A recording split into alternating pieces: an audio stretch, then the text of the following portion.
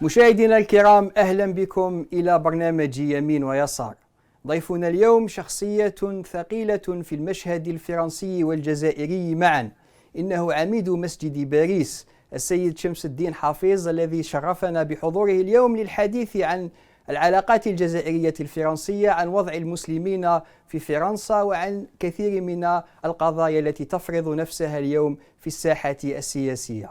مشاهدينا الكرام، باسمكم جميعا نرحب بضيفنا اليوم السيد شمس الدين حافظ. شكرا جزيلا. شكرا سيد العميد، مرحبا بك، شكرا جزيلا على تلبيتك الدعوة.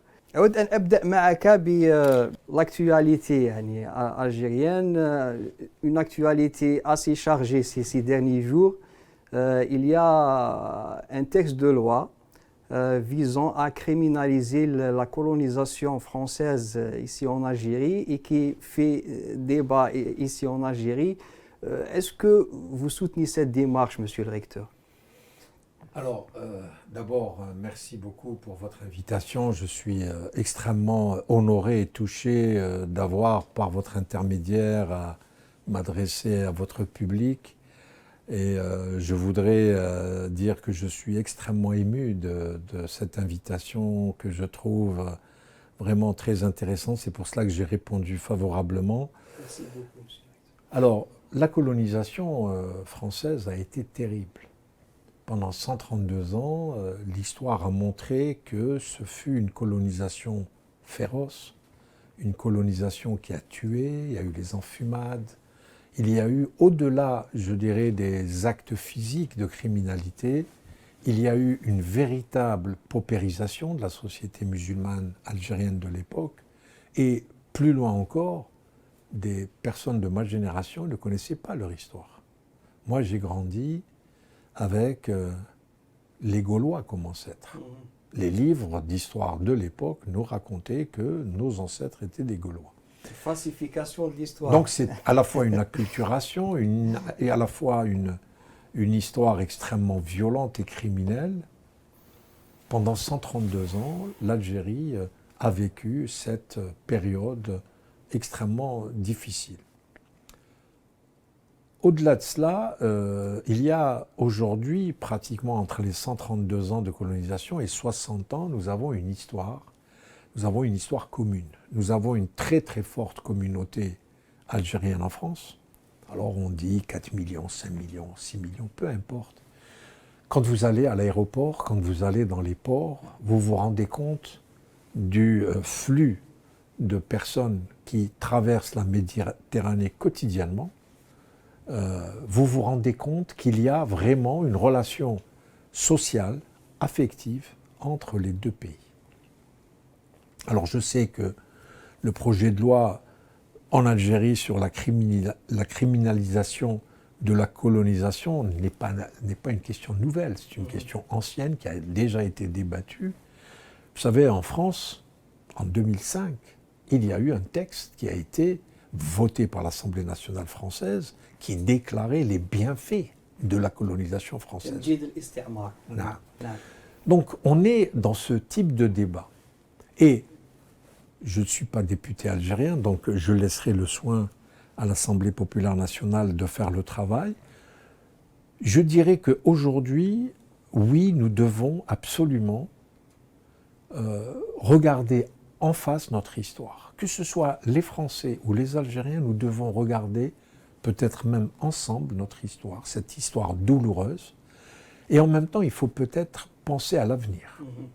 Est-ce qu'aujourd'hui, le peuple français et le peuple algérien ont envie de continuer peut-être cette aventure commune, cette aventure humaine commune? Et donc, si ça vient, cette loi, pour rappeler que l'histoire, elle est là, elle est intransigeante, et nous ne devons surtout pas essayer ni de la surdimensionner, ni de la sous-dimensionner, parce que ça serait terrible pour les 1,5 million de martyrs, parce que moi je pense d'abord à eux, ceux qui ont donné leur vie pour la libération de l'Algérie, mais en même temps, oui, faire un constat qu'il y a une colonisation terrible qui a frappé l'Algérie et en même temps savoir regarder avec beaucoup plus, je dirais, de raison ce qui peut se passer entre la France et l'Algérie. Voilà un peu ma... Justement, monsieur le recteur, comment cette démarche va-t-elle être perçue par les Français?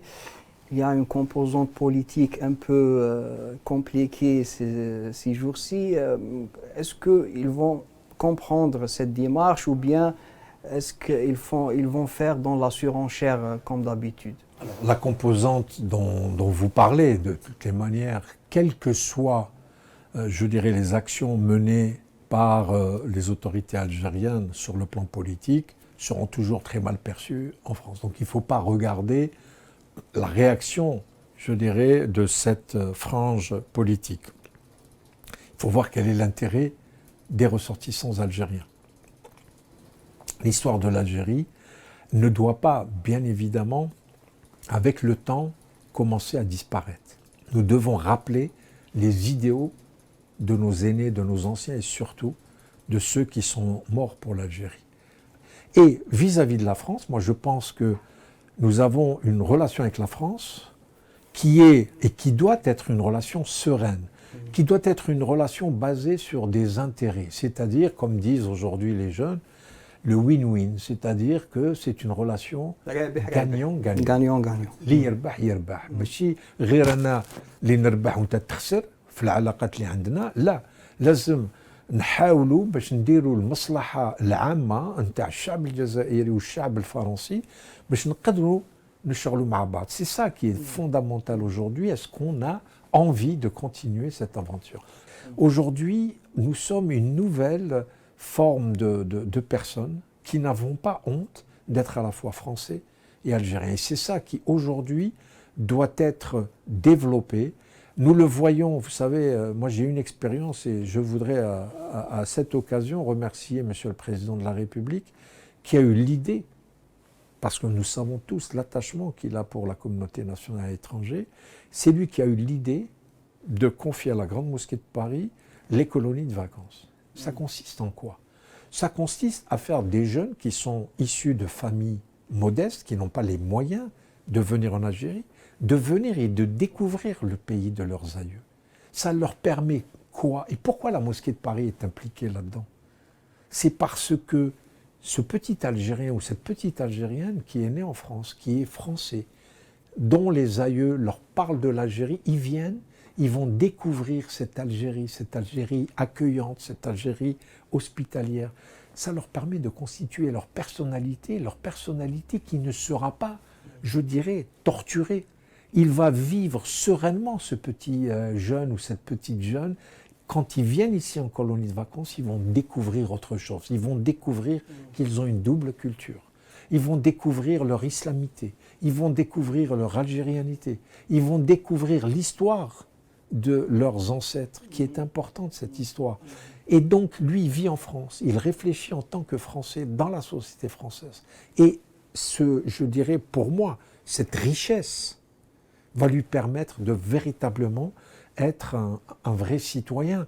Et moi, en tant que recteur de la Grande Mosquée de Paris, je ne veux pas que quelqu'un qui va venir à l'intérieur de la salle de prière, au lieu de se consacrer à l'adoration de son Créateur, il est torturé. Est-ce que je suis français, algérien? Est-ce que je suis pas bien? Je suis bien, etc., etc. Au contraire. Parce que notre religion, qui est une religion de la paix, qui est une religion de la sérénité, le fait qu'un jeune va pouvoir construire sa personnalité, va s'enrichir par le rite musulman, ça va faire de lui un citoyen qui sera utile à la fois pour son pays qui est la France, mais en même temps pour son pays qui est l'Algérie. Aujourd'hui, on ne peut pas être en contradiction. Et donc, notre histoire commune, nous devons faire en sorte qu'elle puisse enrichir ces jeunes qui sont, je peux vous assurer, j'ai entendu un député à l'Assemblée nationale qui récemment est venu à la Grande Mosquée de Paris pour célébrer avec moi le 17 octobre 1961, où des Algériens ont été jetés dans la Seine parce qu'ils ont voulu simplement affirmer leur algérianité. On les a jetés et tués dans la Seine. Ce député qui est venu, qui a pris contact avec la communauté, il s'est rendu compte que ces Algériens aimaient profondément l'Algérie. Et moi, je vous le dis, je vous le répète, on aime l'Algérie, on l'aime profondément. Vous savez, quand il y a le moindre problème en Algérie, une averse trop forte, un tremblement de terre, ce qui est, je dirais, la vie courante ici en Algérie, par des phénomènes naturels qui arrivent, nous sommes tous angoissés. Parce qu'on ne veut pas aujourd'hui que, à cause d'un tremblement de terre, à cause d'une crue, à cause d'une pluie diluvienne, ce qui s'est passé ces derniers mois, vous savez, la catastrophe de l'autobus Al-Harrach qui est tombé dans le fleuve d'Al-Harrach, vous ne pouvez pas savoir l'émoi que ça a posé à la communauté algérienne installée en France. Cela veut dire que, quotidiennement, notre regard est rivé sur l'Algérie. Alors je vous parle d'Alger parce que je suis originaire d'Alger, mais l'Oranais, le Constantinois, le Kabyle, celui de le Tlemcenien, etc., tous y regardent cette réalité. Alors au lieu de construire des murs, pourquoi ne construisons pas des ponts?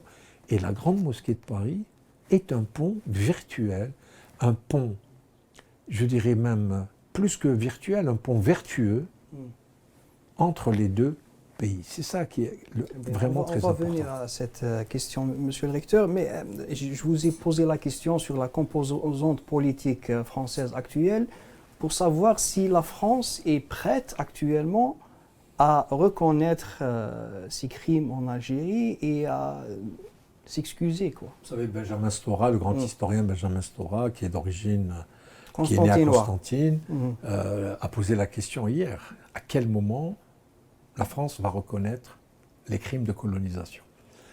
C'est une question importante. Mais sincèrement, excusez-moi, je voudrais apporter une précision à votre question. D'abord, il y a la France, il y a le peuple français, et vous parlez aujourd'hui d'une formation politique qui a la nostalgie de l'Algérie française, qui, quoi qu'on fasse, quoi qu'on dise, nous serons toujours détestés par cette frange politique. Alors, est-ce que nous devons construire la politique algérienne par rapport à cette frange politique? Personnellement, je ne fais pas d'immixtion dans la politique algérienne, mais je crois que ça serait inutile. Comme je vous l'ai dit, ils ne nous aiment pas, ils ne nous aimeront jamais. Mais en même temps, moi je peux vous dire qu'il y a beaucoup de Français que nous côtoyons quotidiennement, qui eux ont une relation apaisée avec les Algériens, qui ont une relation, je dirais, de confiance avec l'Algérie, qui veulent venir, malgré les difficultés de l'établissement du visa, etc.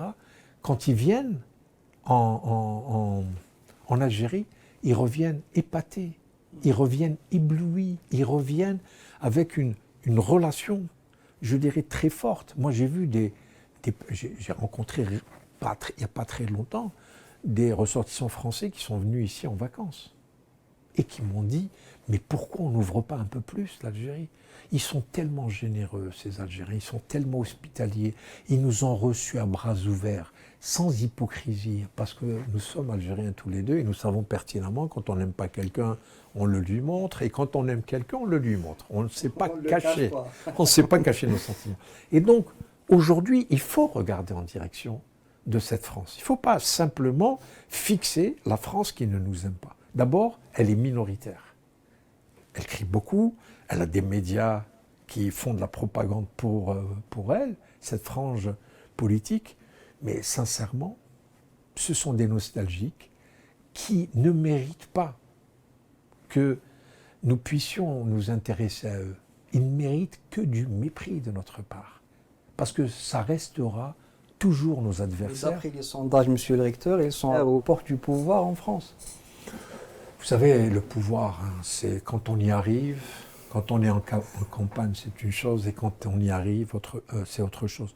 Vous savez, en France, quels que soient les partis politiques, ils connaissent la place de l'Algérie, l'importance de l'Algérie. Même l'extrême droite? Même l'extrême droite, elle le connaît, bien évidemment.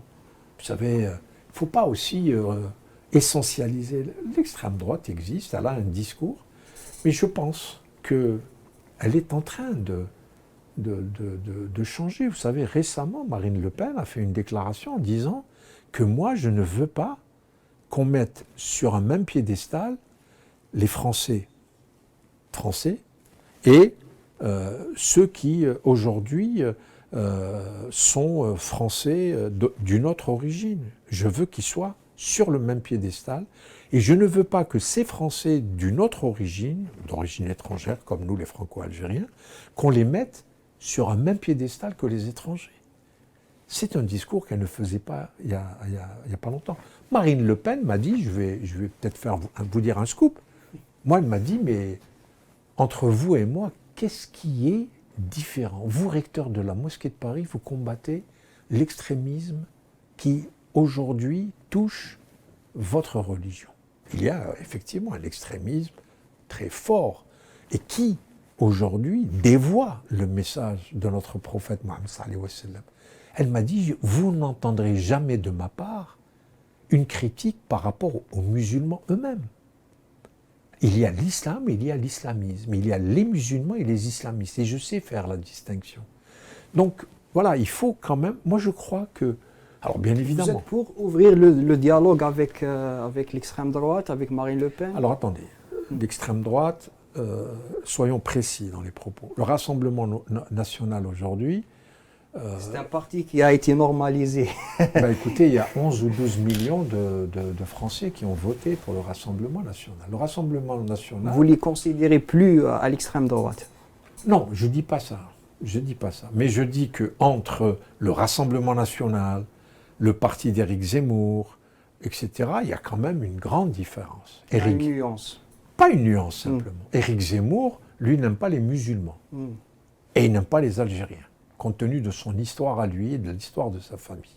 Il n'aime pas les Algériens. Et lui dit que les musulmans, c'est en fait des islamistes un peu cachés. Ce n'est pas le propos de Marine Le Pen. Encore une fois, je ne suis pas du côté de Marine Le Pen. J'essaye, parce que c'est compliqué aujourd'hui, pour que nous puissions, et surtout que vos téléspectateurs puissent voir avec, je dirais, plus de clairvoyance qui est en train de se passer de l'autre côté de la Méditerranée. On ne peut pas essentialiser. Moi, j'ai horreur quand on essentialise les musulmans. Parce qu'il y a des musulmans, des bons musulmans, des mauvais musulmans, comme dans toute organisation humaine. Vous savez, les journalistes, il y a de bons journalistes, il y a de mauvais journalistes. Il y a de bons avocats, de mauvais avocats, etc. Donc là, c'est quand même des questions extrêmement... c'est là où la nuance est importante. Oui.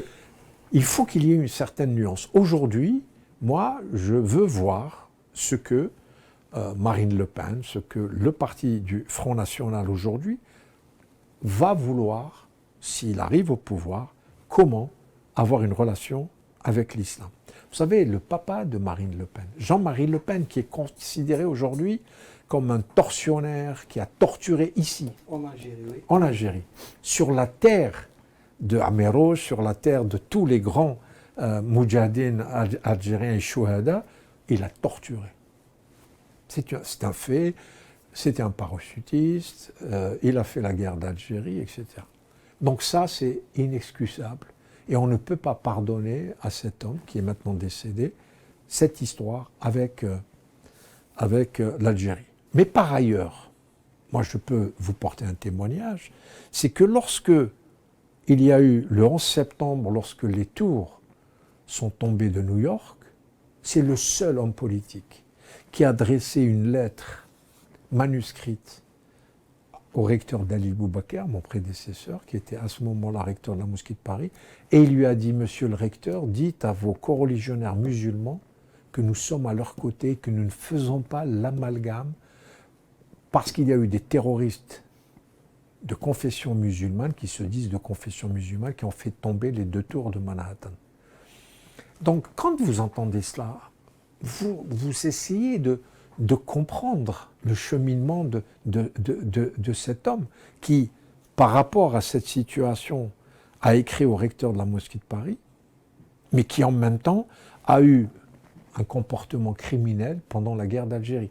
Donc vous voyez que rien n'est facile. Et c'est pour cela qu'aujourd'hui, en tant que recteur de la Grande Mosquée de Paris, je suis extrêmement prudent et je veux éviter les amalgames parce qu'on a besoin aujourd'hui, pour que les musulmans de France, et notamment les Algériens, nous puissions vraiment connaître nos adversaires. On ne peut pas comme ça décider. C'est comme ça qu'on pourra mieux se défendre. C'est pour ça qu'aujourd'hui nous pourrons mieux prendre en charge notre propre avenir. C'est ça qui est également important et le message qui devrait être tout le temps dans la tête des ressortissants franco-algériens ou algériens en France.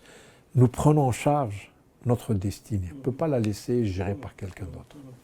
Monsieur le recteur, pourquoi selon vous cette crise entre l'Algérie et la France perdure-t-elle? Ça fait une année et demie qu'il n'y a plus de discussion, il n'y a plus de... Pourquoi selon vous? Est-ce qu'il y a des raisons cachées derrière cette crise qui perdure et qui...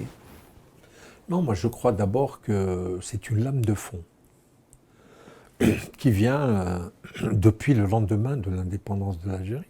Depuis 1962, il y a des nostalgiques de cette Algérie française qui aujourd'hui continue à véhiculer cette idéologie raciste.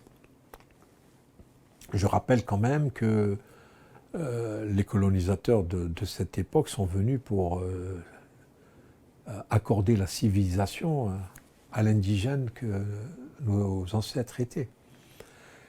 Et le président Abdelmadjid Tebboune, dès son élection, a pris à bras-le-corps cette question et a trouvé en face de lui un homme jeune qui avait déjà annoncé pendant sa campagne que la colonisation était un crime contre l'humanité. Oui. Il lui a fait confiance, il y a eu une vraie, je pense, relation d'affection, d'amitié, parce que le président Abdelmadjid Tebboune, je suis un témoin, c'est qu'il a vraiment voulu passer outre cette histoire et faire en sorte que les relations entre la France et l'Algérie soient des relations, je dirais, apaisées, mais en même temps, non, vraiment, le président Abdelmadjid Tebboune a toujours considéré qu'il ne fallait pas que la France et l'Algérie vivent des relations déséquilibrées. Il voulait rétablir une relation d'une nation avec une autre. On ne pouvait plus continuer à vivre une relation de colonisé à colonisateur. C'est ce qu'a essayé de faire le président de la République algérienne. En face, il y avait une vraie volonté également. Emmanuel Macron a montré, il est venu en Algérie, il a montré à chaque fois cette capacité à vouloir prendre en charge avec le président algérien cette problématique. Malheureusement, il y a eu énormément de crocs en jambes, énormément de difficultés qui se sont accumulées au fur et à mesure, et à un moment donné, la confiance a été entamée, puis complètement perdue. Et aujourd'hui, je pense, et le président Abdelmadjid Tebboune l'a montré, c'est-à-dire que quand la crise est arrivée à son paroxysme, parce que nous étions quand même presque à la veille de rupture de relations diplomatiques, et le président algérien, au cours d'une conférence de presse avec des confrères à vous, il a fait une déclaration en disant « Moi, je ne connais que le président Emmanuel Macron ». Et c'est de là où le ministre des Affaires étrangères, Jean-Noël Barrot, est venu en Algérie. On voit bien que l'action du président de la République a été, à ce moment-là, décisive. Donc, il y a une véritable volonté de reprise de relations normales. Alors, il y a des conditions préalables qui doivent être réunies parce que le mal est fait. Et il y a un mal profond. C'est-à-dire, vous dire le contraire, ça serait, comme on dit, c'est pas possible. Il y a une vraie crise. Mais je pense aujourd'hui que le président algérien a montré à la fois, sa lucidité, sa détermination à essayer de trouver un compromis avec la France, mais pas à n'importe quel prix. À chaque fois, il l'a dit. Je ne veux pas d'une réconciliation à bas prix. Je veux une réconciliation basée d'abord sur le respect commun et sur l'intérêt commun équilibré. Il a demandé un certain nombre de choses. À ce jour, malheureusement, ça n'a pas été, écouté de l'autre côté de la Méditerranée. Donc nous avons des situations qui font qu'aujourd'hui nous avons une volonté politique des deux chefs d'État, mais malheureusement, que la machine s'est un peu grippée.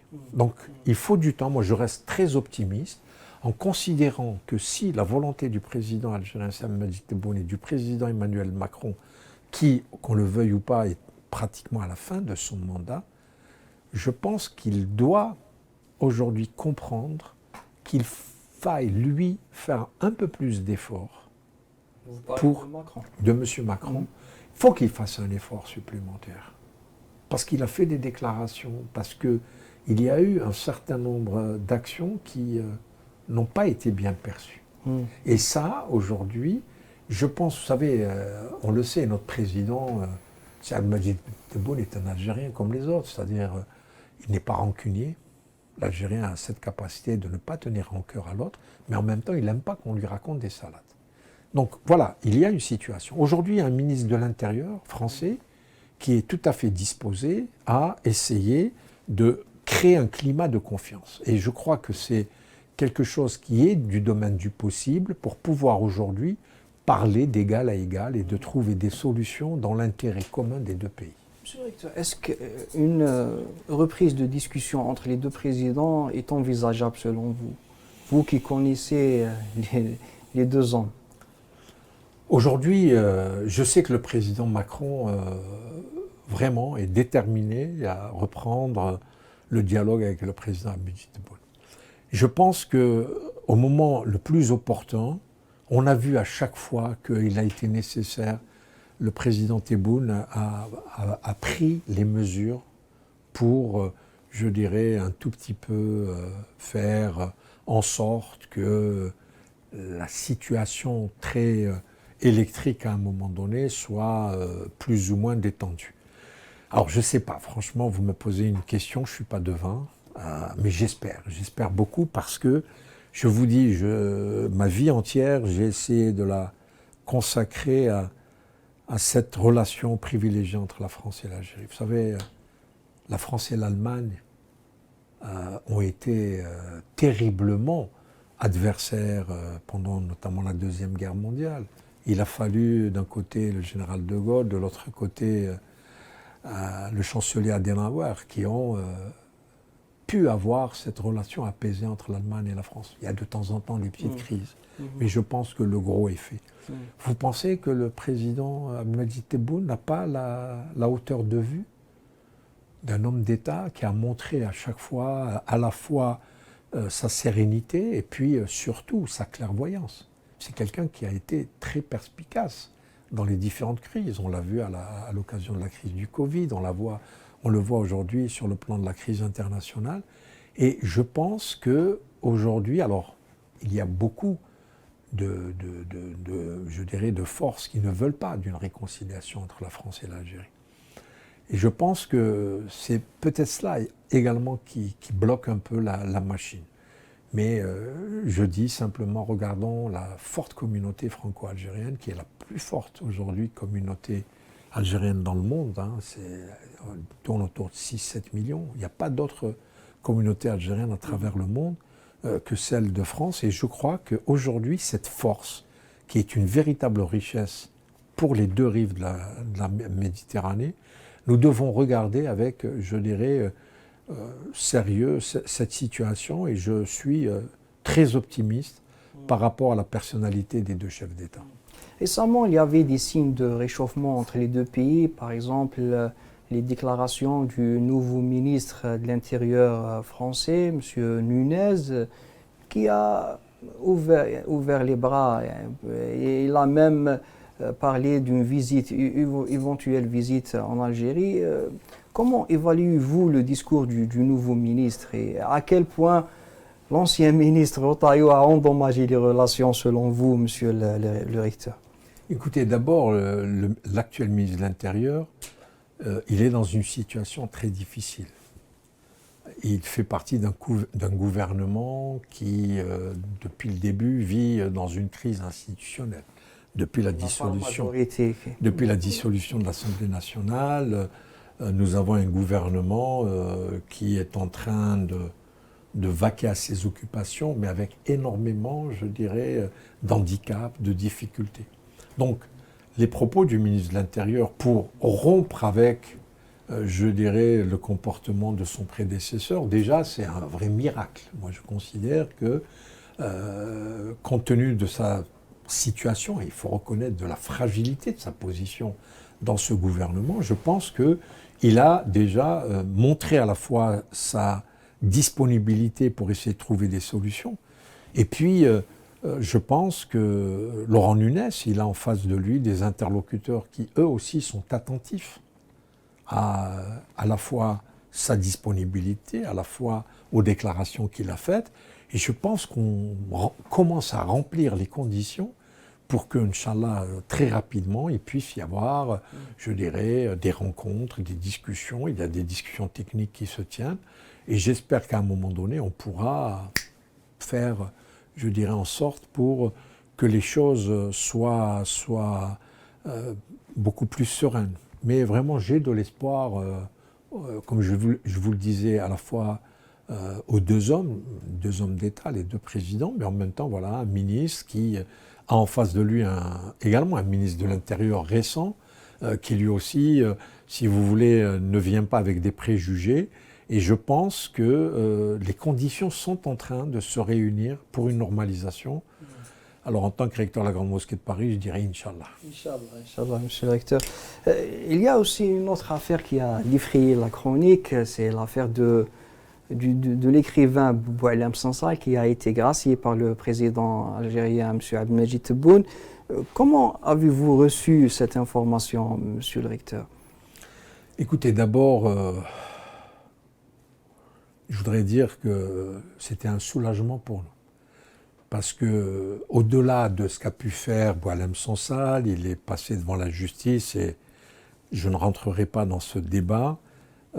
Ça a beaucoup rendu très très difficile, je dirais, la situation entre les deux pays. Parce que, en même temps, c'est assez inédit. Boualem Sansal, il est français, certes depuis peu, et il est algérien depuis sa naissance. Et il va se retrouver dans un système judiciaire qui s'oppose. Parce que, je le dis à vos téléspectateurs, la binationalité n'est reconnue ni par la France, ni par l'Algérie. Donc, lorsqu'il a été interpellé à l'aéroport d'Alger, il faut dire qu'il s'est présenté avec son passeport algérien. Donc, il est algérien, il est poursuivi par le parquet algérien face à des infractions du code pénal algérien. Les Français ont considéré que c'était un Français et ils ont voulu faire jouer la protection consulaire, ce qui n'a pas été accordé. Au-delà de ça, moi je pense que la grâce qui a été accordée à Boualem Sansal par le président de la République était un acte extrêmement courageux de sa part. Là aussi, pour la question que vous m'avez posée avant, c'est également pour montrer la disponibilité de l'Algérie par rapport à une situation. La justice, contrairement à ce qu'on dit aujourd'hui, la justice aux ordres, etc., elle a fait son travail. Et le premier magistrat de l'Algérie, en l'occurrence le président algérien, lorsque toutes les voies de recours ont été éteintes, lorsque le Boualem Sansal a été condamné en cause d'appel, le président de la République avait le choix. Il l'a pris. C'était pas évident. C'était pas évident. Donc aujourd'hui, je pense que franchement, à nous, en France, communauté algérienne, il nous a enlevé une épine du pied. Je dois le reconnaître. Mais en même temps, vous savez, je l'ai déjà dit sur des plateaux français, lorsqu'on m'a posé la question sur Boualem Sansal, j'ai dit qu'en tant qu'avocat, j'ai considéré que la pire des sanctions était d'emprisonner un homme, quel qu'il soit et quelle que soit l'infraction qu'il a commise. C'est quelque chose qui est très difficile. J'ai fréquenté suffisamment de prisons en tant qu'avocat pour savoir que c'est des épreuves extrêmement difficiles. Mais voilà, la justice est passée. Boualem Sansal avait la possibilité de rester en Algérie, il est parti en France, il veut revenir en Algérie. Là, ce sont des questions qui se posent à lui, c'est-à-dire que est-ce qu'il considère que les propos qu'il a tenus, est-ce que c'était vraiment une injure contre le peuple algérien? Touché aux frontières, comme je vous disais tout à l'heure, et moi je suis intransigeant sur la question de l'unité territoriale du pays. Il n'est pas question aujourd'hui qu'on s'amuse à remettre en cause l'intégrité territoriale de l'Algérie.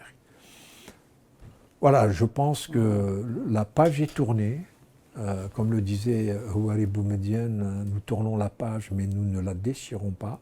C'est un fait qui a été très, je dirais, mal vécu par la communauté algérienne en France, parce que nous étions vraiment déchirés par cette situation et on a été combien de fois pris à partie à cause de l'arrestation de Boualem Sansal. Moi, systématiquement, sur tous les plateaux de télévision, qu'est-ce que vous pensez de Boualem Sansal? Pourquoi vous ne demandez pas sa libération? Intervenez auprès du président de la République. Le président de la République n'est pas mon ami, n'est pas mon copain, entre guillemets, avec tout le respect que je lui dois, c'est le président de la République. Donc il a un certain nombre de paramètres qu'il prend en considération pour considérer qu'il devait accorder une mesure de grâce à Boualem Sansal. Monsieur le recteur, il y a une autre question qui peut être une source de crispation entre l'Algérie et la France, c'est le mouvement MAC, le mouvement séparatiste, classé organisation terroriste ici en Algérie, qui a annoncé une prétendue indépendance de la Kabylie en France. D'abord, comment vous avez vu cet acte? Est-ce qu'il faut ignorer cet acte ou bien s'en méfier, monsieur le recteur? Moi, je l'ai très mal vécu. Je l'ai très très mal vécu parce que je considère que même si ce mouvement ne doit pas être pris au sérieux, vous savez, c'est comme un enfant qui joue avec du feu. Il prend une allumette et on ne sait jamais comment ça peut se terminer. Donc moi, je pense qu'il faut toujours prendre au sérieux ces tentatives de déstabilisation. Et il faut chercher à les comprendre. Il faut chercher à comprendre pourquoi des personnes comme Farhat Mahani sont arrivées à ce point. Parce que, je rappelle quand même, que son père est un shahid. C'est-à-dire que la Kabylie... Il n'a même pas défendu la mémoire de son père devant un journaliste qui l'a traité de terroriste. C'est... No comment, comme on dit, mais moi j'aimerais quand même rappeler que cette région qui est chère à mon cœur, parce que j'ai des tas d'amis, mes copains quand j'étais jeune, mes amis d'enfance, etc. Combien d'Algériens de cette région sont morts pour que vive le drapeau algérien et pour que vive cette Algérie. Et donc, j'essaye, moi, en tant qu'avocat, en tant qu'humaniste, en tant que recteur de la Grande Mosquée de Paris, d'essayer de comprendre le cheminement de cet homme. Comment il en est arrivé à cela? C'était un chanteur populaire. Et en arrivé à cela, comment? Est-ce qu'il faut questionner un psychiatre? Est-ce qu'il faut questionner un sociologue? C'est quand même terrible d'en arriver là. Parce qu'il n'est pas, je dirais, issu d'une famille contestataire qui remet en cause, je dirais, cette Algérie souveraine. Il est dans un creuset nationaliste, comme moi, comme beaucoup d'Algériens qui ont vu un père, une mère, un frère. C'est un fils de shahid. C'est un fils de shahid. Et franchement, je l'ai vécu sincèrement très très mal.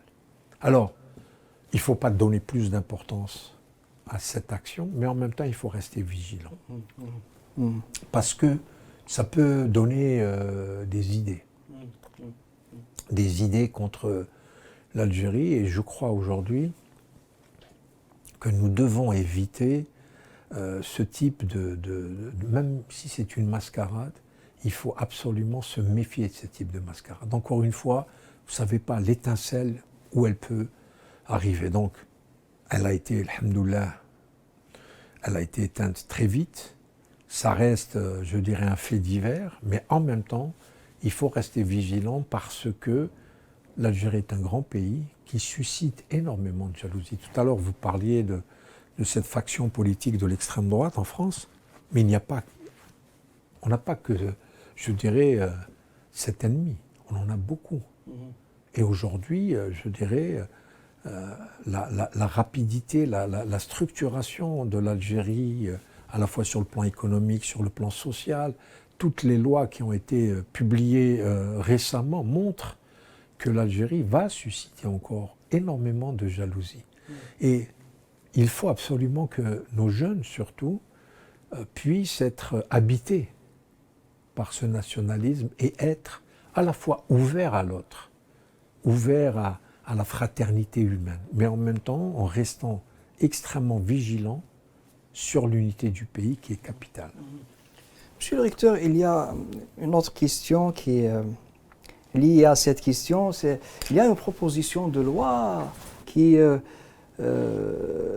vise à déchoir la nationalité algérienne de certains cas qui sont hostiles à l'Algérie. Vous, en tant qu'homme de droit et en tant qu'un binational, comment vous voyez cette démarche?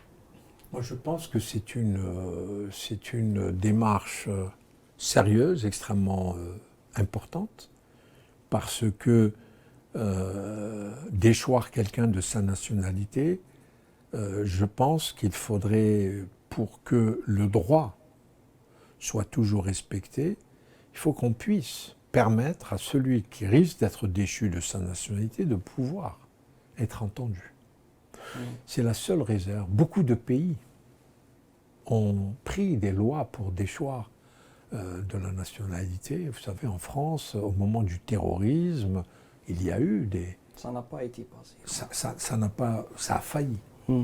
Donc, dans des conditions très particulières. Et nous aussi, nous vivons des conditions particulières. C'est-à-dire que l'acte de déchéance peut être un acte, je dirais, de répression contre quelqu'un qui ne peut pas être poursuivi par le système judiciaire algérien. Mais moi, je pense que la difficulté, elle est là. C'est-à-dire qu'on peut procéder à la déchéance de nationalité sans qu'il soit entendu, sans qu'il soit condamné. Donc, je n'ai pas vu le texte, je ne vous cache pas, donc je ne sais pas exactement, mais je crois qu'il est très récent. Je sais qu'il a été beaucoup discuté. Il va être soumis, je crois, demain à l'Assemblée populaire nationale. J'aimerais bien voir le projet de texte. Mais je dirais qu'aujourd'hui, on voit aux États-Unis ce qui est en train de se passer, c'est-à-dire dans des grandes démocraties, entre guillemets, comme on les appelle, il y a des mesures qui sont prises, qui souvent on les considère comme étant pas dans l'ordre naturel du droit international ou du droit humain tout simplement. Mais moi je pense que l'Algérie doit se protéger contre toutes les tentatives de déstabilisation du pays. Et arriver à discuter de la déchéance, je pense que c'est un acte extrêmement grave, comme je vous l'ai dit.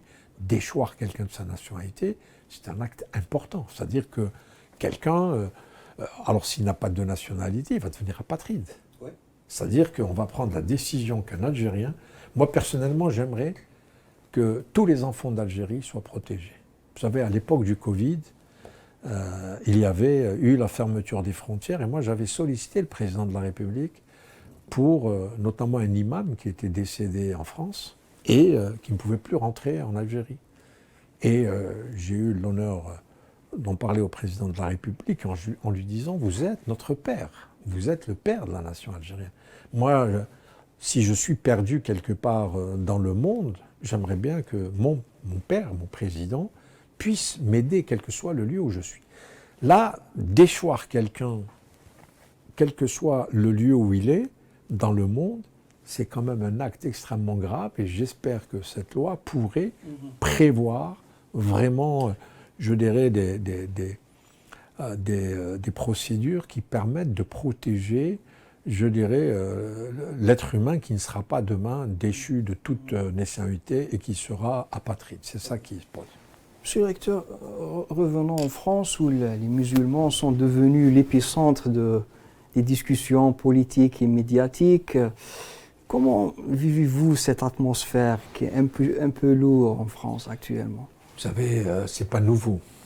C'est pas nouveau, l'islamophobie, elle a commencé à très longtemps. Là, la situation s'est vraiment dégradée et notamment, nous avons atteint, je dirais, un degré qui est impardonnable, c'est l'assassinat d'un jeune de 22 ans qui a été tué par plusieurs coups de couteau et filmé. C'était vraiment le summum, je dirais, de cette islamophobie. Vous savez, alors ce geste malheureux de l'assassinat d'Abou Bakr Cissé est terrible, mais aujourd'hui il y a beaucoup de mots qui tue également. C'est-à-dire que les musulmans ne sont pas acceptés dans la société parce que voilà, c'est une religion étrangère. C'est, vous savez, l'histoire de France, l'histoire des religions de France. Vous prenez les protestants, ils ont été massacrés durant la fameuse Saint-Barthélemy. Les Juifs ont été massacrés pendant la Shoah, pendant la Deuxième Guerre mondiale. Et donc aujourd'hui, les musulmans, nous sommes, oui, le mal, je dirais, absolu. Donc quoi qu'on fasse, quoi qu'on dise, on est considéré comme des personnes à combattre. Alors, moi je pense qu'il y a d'abord deux comportements à avoir. Montrer que l'islam, parce qu'il y a aujourd'hui une image très négative de notre religion qui est véhiculée par des groupuscules, des idéologies, etc., etc. Mais en même temps, nous devons montrer et donner l'exemple que notre religion n'est pas celle que nous cherchons à décrire, une religion violente, une religion qui cherche à dominer le monde, qui cherche à dominer l'autre parce que nous serions la meilleure religion, etc. Mais montrer que nous sommes des êtres humains, que nous croyons en la fraternité humaine et que Dieu a créé des personnes. C'est lui qui a décidé qui croyait en lui et qui ne croyait pas en lui. Donc nous devons montrer notre, je dirais, le vrai visage de la religion musulmane tel que nous l'avons eu de nos parents et de nos grands-parents. Et en même temps, je crois qu'il faut être extrêmement vigilant dans la société dans laquelle nous sommes. Nous avons des armes, c'est le droit. C'est-à-dire qu'à chaque fois que c'est nécessaire, nous devons saisir les tribunaux lorsque nous voyons un acte islamophobe qui est commis. Est-ce qu'il y a des chiffres, monsieur le recteur, qui montrent cette... Ah oui, bien sûr, les chiffres sont cette montée éloquents, de la violence contre les musulmans. Bien sûr, c'est une... alors, vous prenez uniquement les dernières actions. Déposer des têtes de cochons devant 9 lieux de culte dans Paris et la banlieue parisienne montre que c'était une organisation qui était bien huilée pour embêter les musulmans. Nous voyons tous les jours, sur des chaînes de télévision, notamment il y en a une qui aujourd'hui jette son venin à la fois sur l'islam et sur l'Algérie, avec des fake news. Nous voyons qu'une dame qui considère qu'aujourd'hui il y a une police en Algérie qui traque la bûche. La bûche. Alors que aujourd'hui, moi j'ai été simplement hier dans un restaurant algérien tenu par des Algériens où il y avait un sapin de Noël. C'est-à-dire qu'on nous imagine ici comme étant des barbares. J'ai rencontré l'archevêque d'Alger hier, monseigneur Vesco, qui est en train de préparer la messe de Noël en toute sérénité. C'est-à-dire qu'il n'y a pas du tout une forme d'attaque contre l'Église, etc. Je rappelle tout simplement que le président de la République, Saad Medjid Tebboune, a ordonné la réfection de l'église la plus importante d'Alger.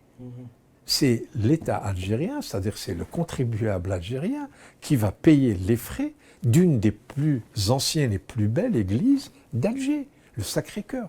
Donc, aujourd'hui, considérer que nous sommes en train de chasser les catholiques, les chrétiens, c'est vraiment des fake news qui cherchent à ternir l'image de l'Algérie et des Algériens. Mais on voit que les Algériens, avec leur humour, avec, je dirais, leur bonhomie, on voit bien que vraiment, ils savent répondre. J'ai vu sur H24 qu'on avait mis une grande bûche sur laquelle était inscrit « Bonne fête de Noël, CNews ». Justement, qu'est-ce qui motive ces chaînes d'extrême droite pour s'attaquer à l'Algérie? Comme je vous le disais, c'est cette indigestion qu'on a de la guerre d'Algérie. On aurait voulu tellement que les terres d'Algérie restent françaises. Est-ce que ça vient du Vincent Bolloré, c'est le propriétaire de cette chaîne? Alors, là, vraiment, je ne sais pas, mais aujourd'hui, bien évidemment, moi j'ai saisi l'ARCOM et en pointant du doigt, vous savez, CNews n'épargne pas l'Algérie, ne m'épargne pas à moi à titre personnel et n'épargne pas la mosquée de Paris. Bon, donc CNews a un adversaire, c'est d'abord les musulmans et en même temps, ou presque à égalité, ou peut-être un peu plus, l'Algérie et les Algériens. Bon, c'est un fonds de commerce. Est-ce qu'il faut qu'on le prenne au sérieux? Oui, bien évidemment, mais en même temps, je pense qu'il y a quand même encore en France des journalistes, des médias qui restent des journalistes d'information, pas de propagande, et qui font leur travail. Et donc, moi, comme je vous le disais tout à l'heure, il faut regarder de ce côté-là. Quand vous avez un type comme Jean-Michel Apathy, quand vous avez des tas de journalistes aujourd'hui qui font leur travail, qui ont été attaqués, 1000 fois attaqués, parce qu'ils ont tenu des propos à la fois sur la colonisation algérienne, sur l'Algérie de maintenant. Donc, il ne faut pas perdre espoir à ce niveau-là. Monsieur le recteur, justement, il y a récemment un sondage qui a fait une vive polémique en France concernant les musulmans. Quel est votre avis sur les résultats de ce sondage? Alors, vous savez, moi j'ai participé en tant que Grande Mosquée de Paris à un sondage qui a été publié par l'IFOP aussi. Et c'est pas le même sondage parce que le Canard enchaîné a révélé que vous avez participé.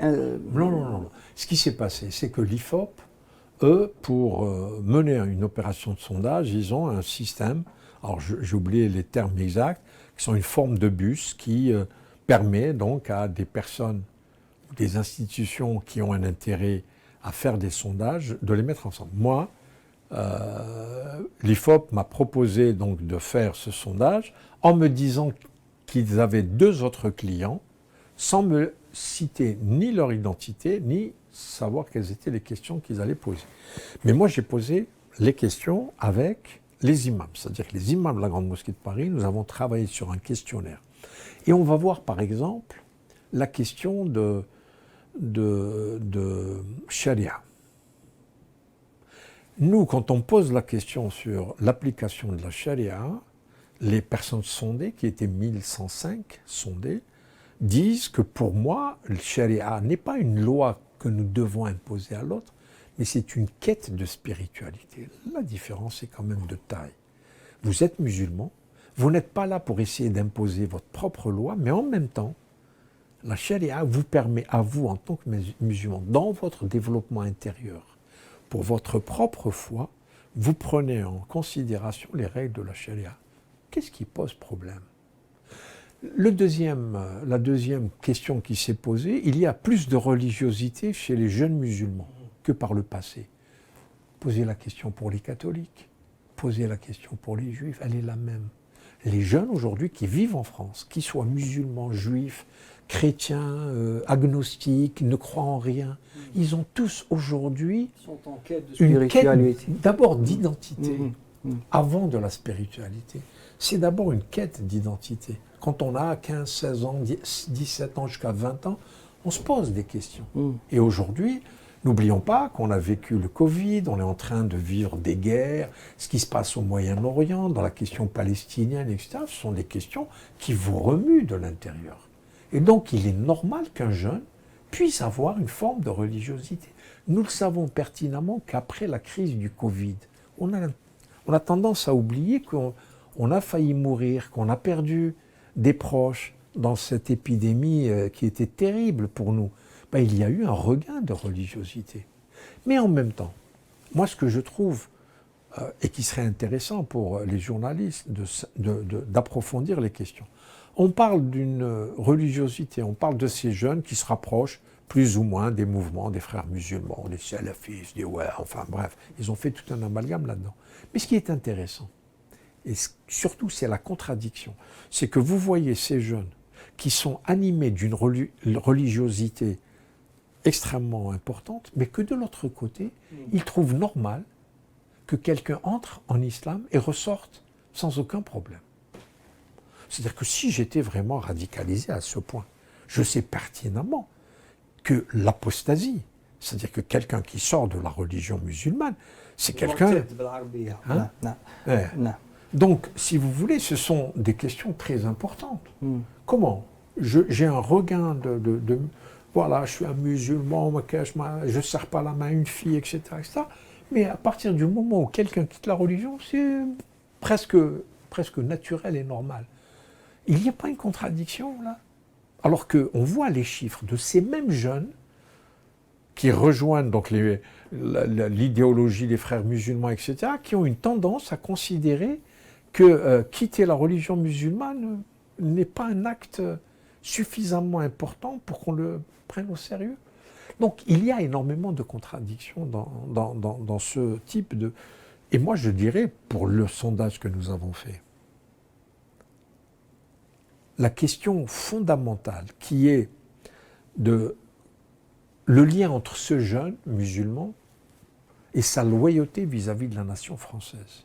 82% des jeunes sondés considèrent qu'ils sont totalement loyaux à leur pays. Alors que, je vous disais tout à l'heure, l'islamophobie, on considère que nous sommes le parti de l'étranger.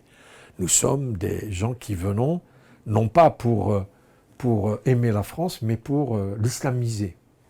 Donc tout cela fait que c'est un véritable sondage très intéressant. Et ce qui m'a fait un peu de peine pour moi, en tant que recteur de la Grande Mosquée de Paris, c'est que le sondage que moi j'ai commandé, et ses commentaires, l'analyse de mon sondage à moi, n'a pas été pris au sérieux. Il y a eu Libération qui a... passé inaperçu. Pratiquement inaperçu. Et la seule chose que vous avez retenue, c'est la déclaration du Canard enchaîné. Le Canard enchaîné ne dit pas que nous étions complices, mais que nous avons été bernés par l'IFOP. La nuance, elle est de taille. Moi, je considère que l'IFOP ne m'a pas berné, ne m'a pas donné le nom, parce que c'est leur déontologie, c'est leur secret professionnel. Je n'avais pas à connaître le nom du client principal. Je l'ai su après, par les médias. Mais en même temps, je pense que l'IFOP a fait son travail de sondage. La seule chose qui m'interpelle, c'est comment on pose la question. Et en tant que... Vous savez, par exemple... il y a une façon malhonnête. Attendez, je vais vous poser une question. Parce que le sondage a posé à un jeune musulman. Est-ce que vous faites au moins une fois par jour la prière? Qu'est-ce que vous répondez?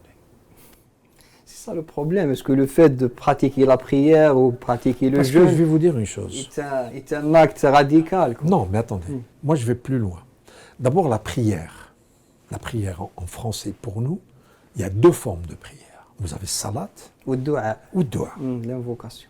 Demain, vous avez votre fils qui va traverser la rue pour aller acheter des bonbons. Tu dis, Arbi, je t'en obéis. Dua. Ça. Si vous répondez au sondage, bien évidemment, une fois. Mais en même temps, quand vous êtes un bon musulman, vous allez dire, je fais 5 fois ma prière. Donc, au minimum, entre quelques doigts que vous faites quand vous sortez de la maison, c'est une doua. Enfin, tous ces trucs-là, ce sont des prières. Et donc, je vais en faire une dizaine. Alors, le fait que je fasse une fois, le matin, je dise que, Inch'Allah, mon fils, quand il traverse la rue, il ne soit pas renversé par une automobile, je deviens radical. Enfin, c'est pour ça que je vous dis que la question, d'abord le sondeur, quand il va poser la question, est-ce qu'il savait que dans notre religion, vous avez cette nuance, à salat ou dua, et en même temps qu'on a 5 prières obligatoires quotidiennes. Très bien. Monsieur le recteur, est-ce que vous a choqué ou surpris que un État arabe musulman, en l'occurrence les Émirats arabes unis, finance ce sondage? Alors, il n'y a pas de preuves matérielles. D'après des médias, d'après Mediapart. D'après ce qu'on dit, mais si c'était le cas, c'est une ingérence insupportable. Quand on dit que l'Algérie finance la Grande Mosquée de Paris, tout le monde lève les yeux au ciel en disant l'ingérence algérienne. On appelle la Grande Mosquée de Paris être l'islam consulaire. Alors moi j'attends les résultats de l'enquête, parce qu'il y a une enquête qui est en cours. Et si vraiment les Émirats arabes unis sont derrière ce sondage, quelle va être la réaction des autorités françaises? J'attends pour voir. Mais en tout cas, c'est anormal aujourd'hui d'utiliser l'islam à des fins politiques, quelles qu'elles soient. L'Algérie n'a jamais demandé de sondage à un organe de sondage pour essayer. L'Algérie n'a jamais tenté d'influencer la Grande Mosquée de Paris, ni d'une part ni de l'autre. Ça s'est fait naturellement en 1982 lorsque l'État français a acté le fait que l'Algérie allait financer la Grande Mosquée. On ne l'a pas fait en cachette. C'est depuis 1982. L'Algérie finance la Grande Mosquée de Paris depuis 1982. L'Algérie a envoyé des imams détachés depuis 1982. Le président de la République algérienne aujourd'hui, Saad Madi Tebboune, est conscient que les imams algériens viennent non pas pour encadrer la communauté algérienne, mais l'imam vient pour encadrer la communauté musulmane. Moi, à la Grande Mosquée de Paris, quand les fidèles rentrent, je ne leur demande pas leur passeport. Il y a tous les musulmans qui viennent pour écouter le prêche et pour faire la prière derrière un imam. Il est certes algérien, cet imam, parce que c'est l'histoire qui est ainsi faite. Vous voyez comment on fait des procès d'intention.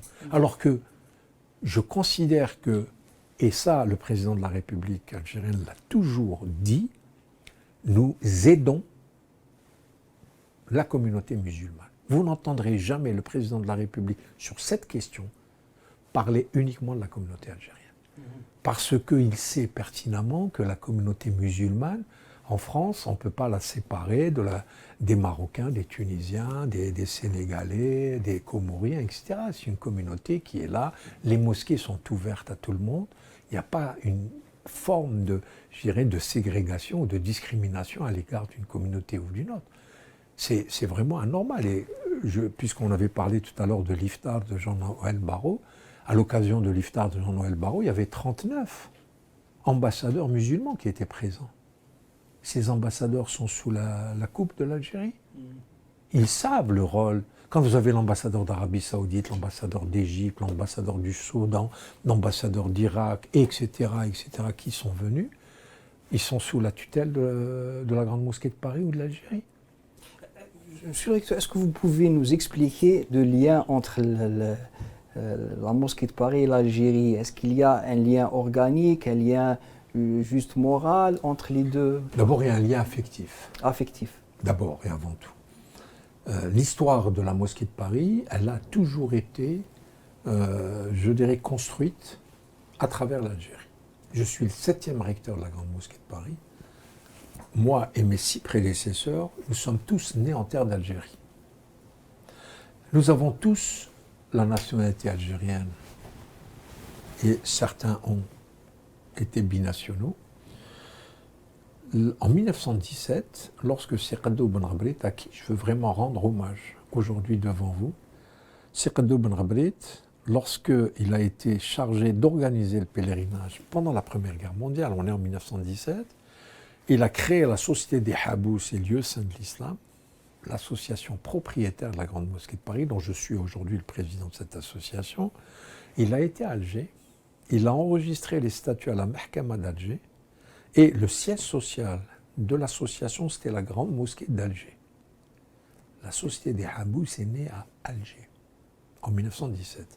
Lorsque, après la Première Guerre mondiale, les pouvoirs publics français ont considéré qu'il fallait construire cette mosquée, Seqadou Ben Rabrit est revenu à Alger, il a modifié les statuts, et toujours ces statuts prévoyaient le siège social de l'association à Alger, et donc pour la réalisation d'une mosquée. Jusqu'en 1962, c'est du fait de la colonisation, ça pour être précis, c'est Alger, le gouverneur d'Alger à l'époque, gouverneur français, qui a subventionné la Grande Mosquée de Paris. En 1962, la règle a changé, mais c'était Hamza Boubacar, qui était algérien, qui, je le rappelle quand même, en 1995, lorsqu'il est décédé, les autorités algériennes, c'était Liamin Zeroual qui était président de la République. Vous ne pouvez pas dire que Liamin Zeroual, quelqu'un qui avait, je dirais, une sensibilité française. C'était un ancien moudjahid, général, avec Mohamed Betchin qui était son conseiller spécial. On ne peut pas aujourd'hui soupçonner un quelconque lien avec la France. Qu'est-ce qu'ils ont décidé au décès de Hamza Boubacar en 1995? De lui envoyer un avion militaire qui est venu chercher le corps, la dépouille. Sur le cercueil, il y avait le drapeau algérien qui était apposé. Et lorsque l'avion a atterri à Oran, d'Oran jusqu'à son lieu de sépulture de Hamza Boubacar, il y avait un soldat qui, tous les 100 mètres, rendait honneur à ce personnage. Donc c'est là où on voit l'histoire de la Grande Mosquée de Paris. En 1982, comme je vous le disais, toujours avec Hamza Boubacar, les autorités algériennes, donc Chadli Benjdid, Allah yarhamou, c'est le président de la République, il décide avec la France que c'est l'Algérie dorénavant qui va subventionner la Grande Mosquée de Paris.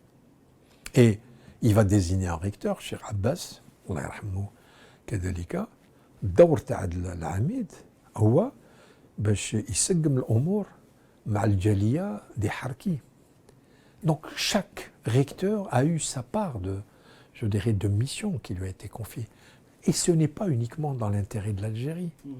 On voit bien que la situation des Harkis, des fils de Harkis, devait être réglée parce que c'était un fait social qu'il fallait résoudre. Et c'est la Grande Mosquée de Paris qui a commencé à certaines travailler. sphères en France actuellement Ils sont jaloux. cassent ce lien entre l'Algérie et la mosquée de Paris. Ils Parce disent que- que c'est parce qu'ils un sont outil jaloux. d'influence et d'ingérence. Parce qu'ils sont jaloux. Ils sont jaloux. Parce que c'est vrai que la Grande Mosquée de Paris, hein, je m'excuse, mais je vous dis, c'est une institution religieuse qui rayonne dans le monde entier aujourd'hui. C'est pas uniquement en France. La Grande Mosquée de Paris, c'est une... Ça vous a surpris que Xavier Drioncourt, l'ancien ambassadeur C'est des gens aigris. de France ici en Algérie, L'ambassadeur d'Algérie, l'ancien ambassadeur de France en Algérie, M. Drioncourt est un homme aigri. Et moi, si vous voulez, je n'écoute pas ces gens aigris. Moi, je regarde l'avenir. Je regarde cette mosquée comme étant le symbole d'un islam éclairé, d'un islam authentique, d'un islam de la fraternité. Vous savez, je le dis haut et fort, hein, ce n'est pas uniquement devant vous, je l'ai dit, je l'ai écrit, que l'islam algérien était celui qui était le mieux adapté à l'histoire de France. Pourquoi ? Parce que notre islam, c'est quoi en réalité ? C'est un islam populaire, c'est un islam très simple. D'abord, avant tout, on n'a pas des rites extraordinaires, c'est vraiment... vous allez au fin fond des montagnes algériennes, vous avez cet islam de la générosité, de l'hospitalité, vous allez n'importe où, vous allez voir quelqu'un qui va vous tendre la main. C'est pas ça l'islam. Quand vous voyez un fellah qui a des difficultés pour manger à sa faim, et si vous venez toquer à sa porte, il va vous accueillir, le peu de pain qu'il a, il le partagera, il vous donnera tout, il restera dans sa faim. C'est ça ou pas l'Algérie ? C'est pas ça l'islam algérien ? Moi j'ai connu cela. J'ai connu le falaqa aussi quand j'étais petit. Ok, parce que j'étais pas un très bon élève, mais au-delà de ça, l'islam de la solidarité, l'islam de la bienveillance, avec tout ce qu'on prend comme coup, avec tout ce que prend en coup le peuple algérien, il est toujours souriant et bienveillant, il est toujours debout. Et donc, si vous voulez, bien sûr, la Grande Mosquée de Paris, elle gêne. Agents d'influence, vous savez ce qu'ils ont écrit sur la Grande Mosquée de Paris, les services secrets, etc. Moi, je lance un défi à tous ces pourfendeurs de la Grande Mosquée de Paris. Vous êtes le vrai ambassadeur algérien en Mais France. vous savez, d'abord, c'est une insulte pour la diplomatie algérienne. Vous savez, la diplomatie algérienne a montré sa grandeur lorsqu'elle a été sauver les otages américains à Téhéran. On l'oublie tout ça. Il faut rappeler à nos enfants, à ceux qui aujourd'hui sont ici en Algérie, que la diplomatie algérienne, depuis le début, 1957, alors que l'Algérie indépendante n'avait pas encore vu concrètement son indépendance, la diplomatie algérienne à l'ONU, etc., a été excellente. On l'a vu récemment, avec un ambassadeur à New York, récemment, qui a été, par le président de la République, a reçu une distinction nationale. La diplomatie algérienne, pourquoi moi je serais l'ambassadeur d'Algérie ? Pas suffisamment d'ambassadeurs ?